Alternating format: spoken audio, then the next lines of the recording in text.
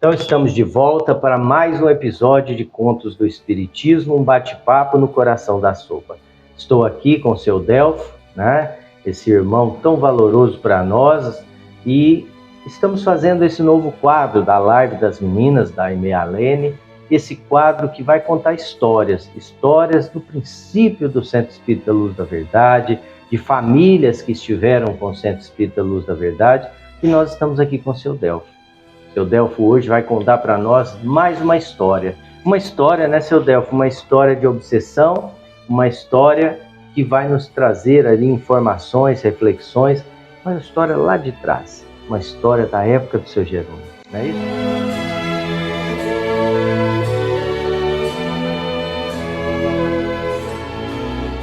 Não é isso, seu Delfo? Essa história que eu vou contar aí já foi... Assim, eu visitava o seu Jerônimo, saía da pensão e ia lá conversar um pouquinho com ele, né? Alguns momentos que ele pôde me conversar comigo. Aí ele foi falar do começo dele na vida espírita. No caso, com o professor Eurípides, né? Ele me contou certa época que, como começou a dúvida que ele teve quando o professor abraçou o espiritismo, foi me contando a história da mãe dele, que era epilética e tinha uma preta que chamava ela ainda Sinhazinha. Então a preta que trabalhava com eles chamava de preta velha, e falava sempre para ele: Jerominho, a Sinhazinha tem um demônio. Ela falava isso? A preta falava. A preta era uma vidente e via um espírito. Ela era vidente, seu que acompanhava a mãe do seu Jerônimo e falava para Jerominho, chamava ele Jerominho. Por certo, o pai seria Jerônimo também, né? Jerominho, a Sinhazinha tem um demônio. Ah, deixa de história. A Sinhazinha tem um demônio. E ele sempre duvidava e contestava aquela história.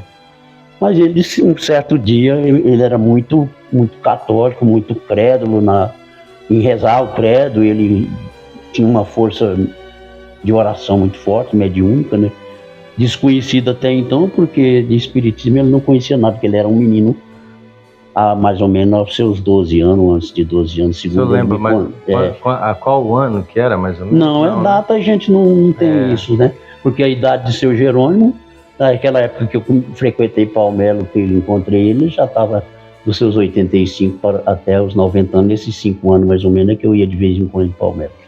Ele contou essa história, que certo dia o espírito materializou em cima de uma rocha, com todas as características do diabo mesmo, o chifre, rabo e tudo, né, para assombrar, porque ele não acreditava naquilo. Então o espírito se materializou nessa condição, e ele rezou um credo com toda a força que ele tinha, né, espiritual, e o espírito desabou de lá do rochedo. Mas o credo é o mesmo o mesmo credo católico, sim, porque naquela época não tinha outra maneira. Ele me contou essa história, que aí ele rodeou a rocha para olhar se o demônio estava morto lá atrás da rocha. Isso, a história que o seu Jerônimo me contou dele mesmo. Aí, com o decorrer do tempo, né, aconteceu aquela entrega de Eurípides para o espiritismo. Aí disseram: Jerônimo, nós perdemos o professor Eurípides. Mas por que perdemos o professor? Não, o professor, ele fez um pacto com o diabo. Aí ele diz assim: o professor fazer um pacto com o diabo? Professor tão inteligente que é, não acredito nisso, né? Porque o diabo é muito fraco, eu matei um com uma reza. Aí o que aconteceu, que essa história que ele diz, é que ele foi visitar o professor, que estava fazendo o início do colégio Allan Kardec, e com essa história ele também adotou a doutrina do diabo, como diziam os católicos, né? Naquela época ele já abraçou o espiritismo junto com o professor.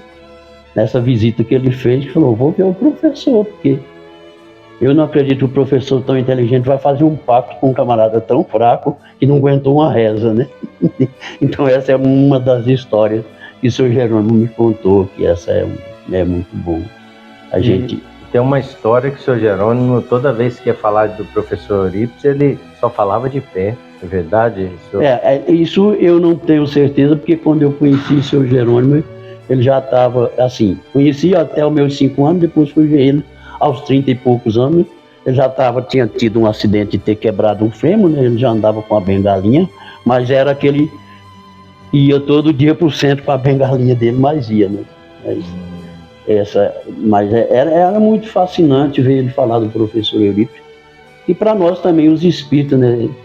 Sacramento foi o sol da luz do espiritismo para nós no Brasil, embora já tinha começado no Rio de Janeiro, mas aquela mediunidade de Eurípides ficou na história, né, para muita gente, inclusive o irmão dele também, o Mundico, também foi aluno do professor Eurípides, né? Então essas histórias que eu tenho, que hoje, daqui a umas 2 semanas eu estou completando 78 anos de idade, então é uma história setentona que eu tenho, né, do espiritismo, né, porque eu também fui aquele que recebi o batismo, né, do espiritismo, fui batizado todos os filhos do meu pai, até, não os 2 caçula, que ele já tinha ido embora para o norte e acho que não estava mais frequentando casa espírita, mas todos nós recebemos uma gotinha d'água fluidificada. Eu vos batizo em nome do Pai, do Filho e do Espírito Santo. João Batista é o precursor e o batizador dos centros espíritas, tudo é feito em nome dele. E realmente você falou algo muito importante, né? A gente acompanhava aquele batismo feito no centro espírita com 4 padrinhos, 2 homens e 2 mulheres. Mas o senhor Jerônimo, o senhor presenciou mais algum quadro? Não, um dos quadros do senhor Jerônimo que eu me admirei foi o dia dos 90 anos de idade dele. O senhor estava lá? Aconteceu Deus estar em Palmelo nesse dia, no dia que ele completou 90 anos de idade. E nesse completando dos 90 anos de idade, todo mundo vai homenagear o senhor Jerônimo, né? E naquele tempo a Vânia, esposa do Damo, estava muito jovem. Inclusive o menino Alexandre estava com 6 anos, mais ou menos. E ela estava psicografando no dia do aniversário dele. Aí manifestou-se um espírito de um índio. Conta essa história. Aí o índio veio e deixou uma mensagem. O índio também conheceu o Evangelho, graça de Deus, que o índio deseja paz a todo mundo. Deixou aquela saudação ao seu Jerônimo. E depois que ele terminou a narrativa que a Vânia estava psicografando, ele assinou o nome de Tupicação. Aí quando a Vânia leu a mensagem, Tupicação, que seu Jerônimo disse: esse índio era meu guarda-costa quando eu era um jesuíta nessa região, junto ao Nóbrega e o Anchieta.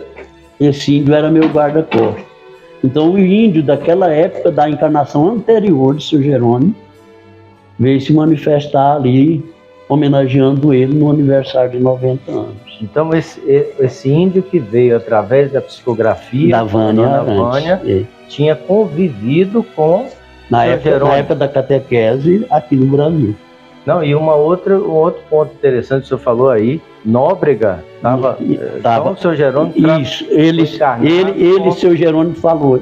Eu, Nóbrega e Anchieta estávamos catequizando nessa região. Então ele teve convívio com Emmanuel. Sim, com certeza, isso aí. Não é? Eu não sei se nos arquivos de Palmelo tem essa história. E aí eu pedi a Vânia, ela me deu uma cópia dessa mensagem, batido na maquininha teco, né? Isso acompanhou eu dentro de um livro por muito longo tempo. Mas como eu comecei a virar digamos assim, um andarino, depois desse grupo que eu dirigi, eu fiquei, digamos assim... Você vai contar do grupo no próximo episódio. Uhum. Então aí, no andar dos tempos, eu perdi essa mensagem. Ela era datilografada pela Vânia, ela me deu de presente. Foi, né? Foi, eu pedi, Vânia, se a senhora puder, eu quero uma cópia dessa mensagem. Por muitos anos essa cópia me acompanhou. O índio, Tupicação. E o seu Jerônimo despertou lá na encarnação dele. Falou assim, essa aqui é quando eu andava com o Nobre, que é a Anchieta, catequizando. Esse índio era meu guarda-costas. Maravilha. Então essas coisas que o Espiritismo traz para nós, que a morte não existe, né? Já pensou um Jerônimo morto lá no tempo de Nobre, que a Anchieta, olha ele aqui, novamente reencarnado, com missão sacratíssima, né? E nos trazer a luz do Espiritismo. Essas são as histórias que eu, apesar de meio pequeno, a gente tem esses conhecimentos.